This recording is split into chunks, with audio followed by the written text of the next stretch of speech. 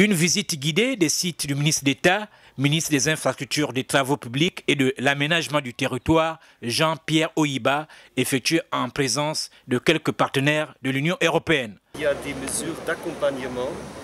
Ça veut dire la construction des voies le long du canal pour permettre la circulation des véhicules. Et puis troisièmement, un accompagnement social dans le sens de création d'espaces de loisirs, de détente, des jardins, des aires de jeu.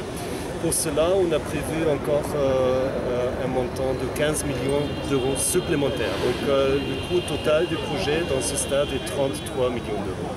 Ici, le ministre d'État et sa suite ont suivi la présentation technique du projet de Nzanyong par le directeur général de la construction et de l'équipement. Cet appui au programme d'assainissement de la capitale gabonaise vient matérialiser le schéma directeur d'assainissement de Libreville relevant du plan stratégique Gabon émergent mis en place par le gouvernement gabonais.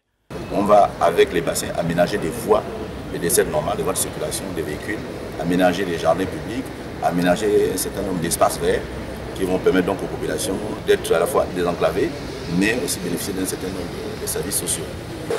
C'est dans le même esprit, c'est dans le cadre de cette politique définie par les chefs d'État, dans le cadre des infrastructures de notre pays, que depuis un certain temps aussi, que la présence du chef d'État sur le terrain. Donc nous inscrivons dans cette dynamique, dans cette logique qui consiste à accélérer la cadence. Le coût total des travaux de construction du drainage principal en Nzanyong s'élève à plus de 11 milliards de francs CFA, financés à 50% par l'Union européenne et 50% par l'État gabonais.